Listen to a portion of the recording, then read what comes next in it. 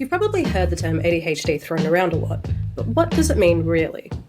In this video, we'll explore what ADHD actually is, where it came from, and what it means to live with it today.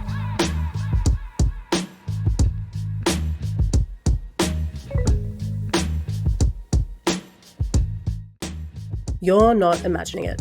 ADHD diagnoses have surged, especially in adults. This rise is not a coincidence. It is a growing awareness that ADHD often goes unrecognized until adulthood, particularly in women and marginalized groups.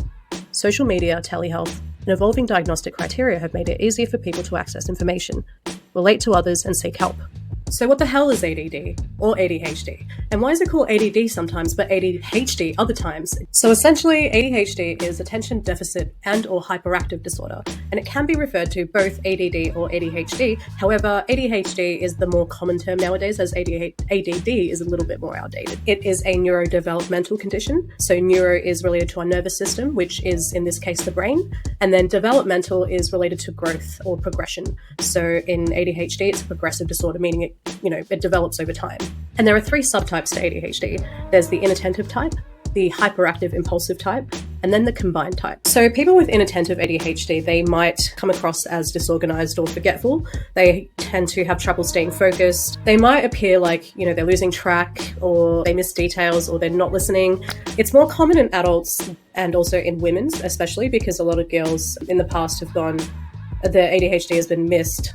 And the reason being is the inattentive type wasn't really seen as ADHD. It was the hyperactive that was focused on in the past. Which brings us to hyperactive impulsive ADHD. This type is marked by restlessness, fidgeting, the constant need to move or talk. So people with the hyperactive impulsive ADHD, they tend to be or appear more impulsive. It's more noticeable in children. As adults, as we grow up, we tend to mask those hyperactive symptoms. And then there's the combined type of ADHD. And yep, you guessed it, it's basically the inattentive and the hyperactive combined. It's the most common type of ADHD, actually. This is the type of ADHD I have, and from personal experience, it is basically struggling with focus while also feeling restless or the need to act impulsively. This mix of symptoms can really make it hard to diagnose or to recognize. The hyperactive parts of ADHD can also be internal. This is the invisible struggle that hyperactivity is in the brain. So our thoughts are there's a lot of them and they're really fast a lot of the time. So yeah, hyperactivity is not just physical. It's not just what you see on the outside. It's a lot of the time internal. Adults with ADHD tend to experience more difficulties with inattention and executive dysfunction rather than the hyperactive symptoms of ADHD. Their hyperactive symptoms, they tend to become more internal as people get older, and their challenges often involve time management and organizational skills. So remember earlier how I said the developmental side of ADHD means that it's a developmental disorder? Well, basically this means that the symptoms with ADHD progress if they're left untreated. So if you don't get diagnosed or treated as a child, it tends to become a little bit more difficult to manage as an adult. And adults face different kind of stresses in their day-to-day lives. They face stresses with relationships, with kids, with work, with maintaining your car, just everything. Everything in life is more difficult as an adult. During our teen and preteen years, we sort of work out that the hyperactivity or, the symptoms of our ADHD don't allow us to really fit in. So to fit in with society, especially, as a young adult or a teenager, we tend to mask a lot of our hyperactive symptoms. And so yeah, in our teens and earlier years, we tend to mask to fit in with groups. And it's a growth period. It's the pre-adult shaping of our identity. And so the mask becomes part of our identity. And so our hyperactivity becomes more internalized. And this is why adults show less symptoms of physical hyperactivity. They more so experience the internal restlessness. So essentially, at least I feel, and I think a lot of other adult ADHDers feel this way, we felt that our true selves weren't socially acceptable, that we were too weird, and, masking allowed us to fit in with our careers and social lives. And to be honest, I still think masking helps me in a lot of ways in my life. And I'm not completely unmasking because I think to an extent everyone, ADHD or not, does mask, and it is sometimes needed and helpful. It's important to remember ADHD has been around forever, but it wasn't coined until recently.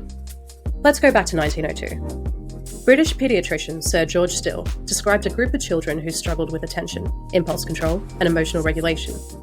He believed that these behaviours were biological, not moral failings, a radical idea for the time. Fast forward to the mid-20th century, when doctors referred to this condition as minimal brain dysfunction.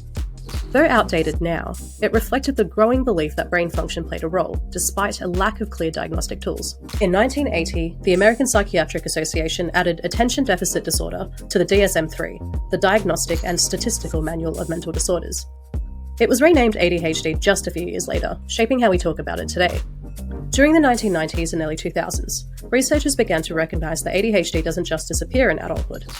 Awareness around adult ADHD started to grow, though stigma and misdiagnoses were still common. Today, in the 2020s, we're seeing an explosion in adult ADHD, especially among women and neurodivergent communities. Research is evolving, stigma is slowly fading, and more people are finally being seen, sometimes decades after symptoms began. And finally, what is ADHD in 2025?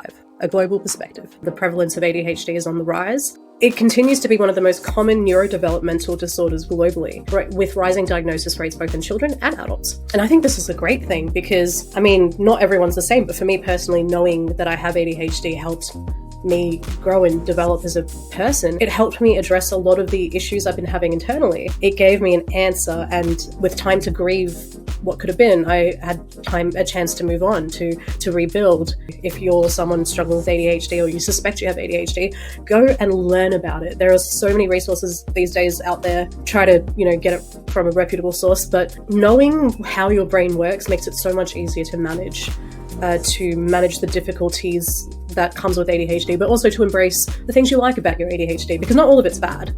There are a couple of downsides though, one of them being regional disparities in diagnosis and treatment. So in other words, richer countries tend to have higher rates of diagnosis because there's greater access. More people are able to afford getting treatment and diagnoses. Poorer countries tend to not have a large spike in ADHD simply because how are they going to get diagnosed? Another issue is it's difficult to diagnose ADHD because it often comes with comorbidities. A lot of people with ADHD also have generalized anxiety disorder or depression or substance use disorders, or some or all, And then there's the educational and economic impact. So in more recent years, there's been a growing demand for workplace accommodations and accommodations in schools because untreated ADHD is linked to lower educational attainment and unemployment. This world wasn't built for ADHD brains, so the systems in our schools, in our workplaces, it allows us to fail. So there's a real push for workplace policies and educational policies worldwide. And what really is exciting though is that the diagnosis of ADHD is I think will become more accessible now that we've got AI tools in place, and to also help give accurate treatment plans for ADHD. There's also a global collaboration over neurodiversity research and advocacy, not just for ADHD, of course. I've seen that the research gap is being bridged, and that's really nice to see. Having ADHD is tough. It's even tougher when you've spent so many years of your life thinking you were broken, that you were not good enough, that there was something wrong with your personality, and you kind of feel like it was your fault. But once you find out that you have a condition that explains all of those things that could have gone wrong or seemed a bit crazy, all those awkward moments, all those anxiety-inducing terrible experiences and panic attacks, and you realize that there was a reason to it and it's nothing you could have done. And it's in a bittersweet kind of way, it helps you move on. I was diagnosed 4 years ago, and I think in that time I've seen ADHD become a lot more accepted. It's becoming a lot more, it's a lot easier to say that you have it and to be taken seriously, I think. If you or someone you love has ADHD, here's what you should know. ADHD is real. It's manageable and often misunderstood. Late diagnosis of ADHD is common, and you're not alone. You are not broken. Your brain just works differently, and there are supports and tools out there to help you.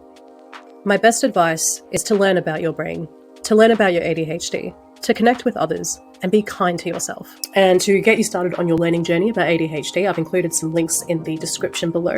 I would highly recommend you check them out. If this hit home, hit subscribe.